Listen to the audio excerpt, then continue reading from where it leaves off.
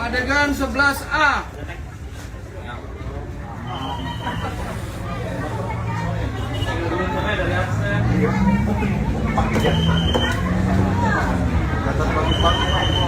Oke? Adegan 11A selesai. Ini posisi pegang dulu ya nanti ya. Posisi Pegang aja nih Pak, posisi pada saat itu bagaimana? Nah ini, Polresta Balikpapan menggelar rekonstruksi dugaan tindak pidana pembunuhan berencana yang menewaskan seorang karyawan toko. Rekonstruksi dilakukan langsung di lokasi pembunuhan pada Jumat 13 Februari 2026. Tersangka masuk ke TKP tepat pukul 14:48 WITA dengan pengawalan ketat pihak kepolisian. Lokasi rekonstruksi awalnya diagendakan di Mako Polresta Balikpapan. Lantas keluarga korban meminta agenda dipindahkan langsung di lokasi kejadian. Pemirsa, selengkapnya kami telah terhubung dengan jurnalis Tribun Kaltim, rekan Dwi Ardianto. Boleh akan disampaikan bagaimana jalannya rekonstruksi dugaan kasus pembunuhan ini. Silakan rekan. Ya, terima kasih rekan Norma. Saya Dwi Ardianto, jurnalis Tribun Kaltim.co, melaporkan dari Balikpapan, Kalimantan Timur. Tadi prosesnya jalan rekonstruksi berjalan cukup alot, cukup panjang.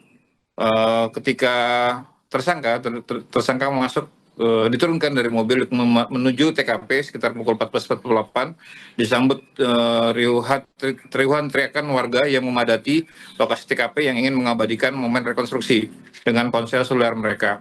Proses rekonstruksi sendiri kurang lebih sekitar awalnya 20 adegan utama, tapi akhirnya bertambah dikarenakan keterangan dari tersangka itu berbelit-belit pada saat proses rekonstruksi.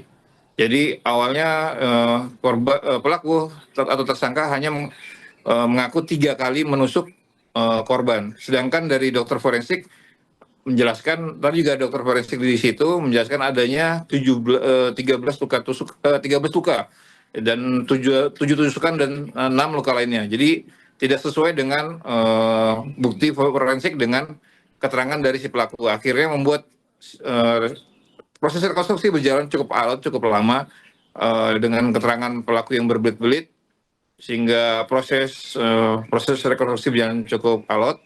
Untuk poin utamanya di poin reka adegan ke-8 dan ke-9 itu adalah reka adegan di mana pelaku menusuk awal penusuk korban hingga menyebabkan korban meninggal dunia. Jadi sekitar 2 tusukan awal, kemudian korban lari ke belakang dan dikejar oleh sang pelaku. Dan pelaku sendiri posisinya adalah di sebelah toko kelontong tersebut. Jadi TKP toko kelontong tersebut merupakan bersebelahan dengan toko kelontong dari milik si pelaku. Seperti itu, Norma. Baik rekan, kemudian dari hasil pemeriksaan polisi, apa sebenarnya motif pembunuhan yang dilakukan tersangka? Jadi berdasarkan hasil pemeriksaan, hasil BAP, dan hasil keterangan dari pelaku, bahwasanya pelaku ini sakit hati dengan omongan korban. Ketika pelaku menanyakan harga dari peristiwa ini terjadi 2 minggu sebelum kejadian. Sebelumnya sempat menanyakan harga rokok. Ini kok mahal, tanya harganya kok mahal, terus dijawab oleh pelaku, ya kalau nggak mau beli aja di tempat yang lain, atau nggak pergi aja, kayak gitu. Kemudian pada saat 2 minggu setelah itu datang lagi dengan alasan ingin membeli pengharum pakaian dengan jawaban yang sama, kok mahal, dengan pertanyaan yang sama, loh kok mahal, ya kalau merasa mahal mending beli ke tempat yang lain aja. Dan saat itulah kalau pelaku langsung mengambil ke sebelah. Jadi lokasinya itu TKP-nya adalah bersebelahan, sangat bersebelahan, berdampingan, sama-sama toko kelontong. Tapi toko kelontong yang korban ini bisa dibilang lebih baru, mungkin lebih gampang mencarinya. Jadi sehingga mungkin ya persaingan bisnis di antara itu ada persaingan bisnis menurut isu yang beredar, sehingga toko dari pelaku ini sepi. Kemudian pelaku alasan mengambil uang untuk membeli. Kemudian ternyata tadi pada saat rekonstruksi, pelaku mengambil pisau di dalam dapur, kemudian langsung menuju TKP toko kelontong yang dijaga oleh seorang pemuda tadi itu, yang berusia sekitar 18 tahun. setelah melakukan penusukan dan beberapa kali luka, kemudian kembali ke TKP, ke rumah ataupun toko dari si pelaku dan menyembunyikan pisau tersebut ke dalam payung besar. Nah, kemudian membuang baju, topi yang dipakai, yang sempat terekam oleh CCTV yang memudahkan para petugas kepolisian untuk mencari pelaku dari CCTV tadi tersebut. Terlihat jelas wajah dari pelaku, tapi di situ memakai topi coklat dan baju kaos putih. Nah, pada saat pemeriksaan ditemukan topi coklat dan kaos putih itu di dalam tempat sampah, di posisinya di bawah dapur, di bawah wastafel. Nah, di situ ditemukan ada tumpukan kaos putih dan topi coklat serta bercak darah.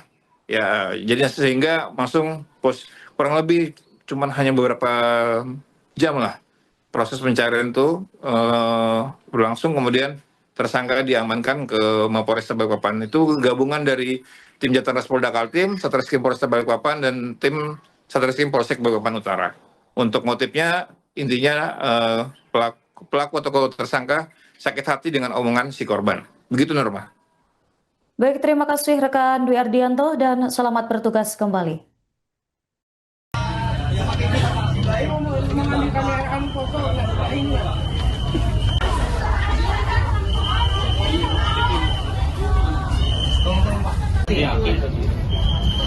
Adegan 12. Tangan kirinya begini lah.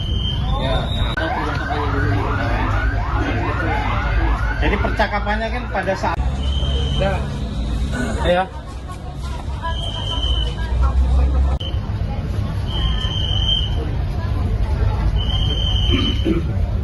Enggak ada. Sandar itu aja. Mana ketua Sebenarnya itu warung juga kan?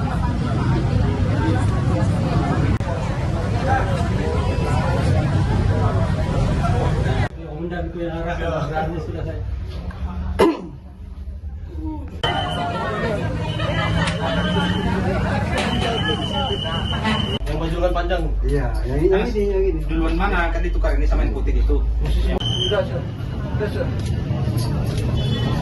Nah, Namanya. 21 ya. adegan 11A.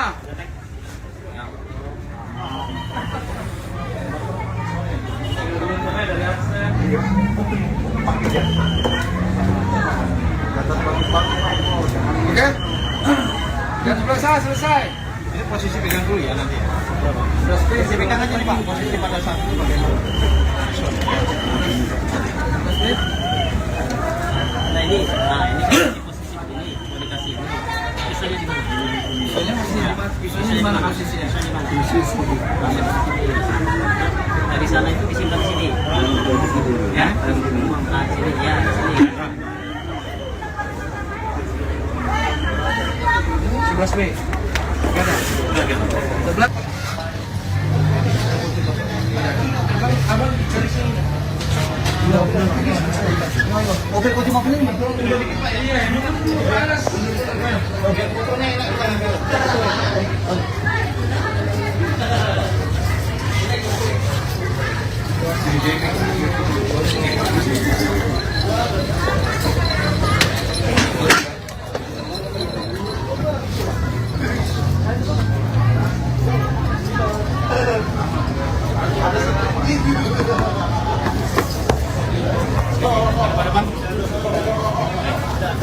Celananya. Download Tribun X sekarang, menghadirkan lokal menjadi Indonesia.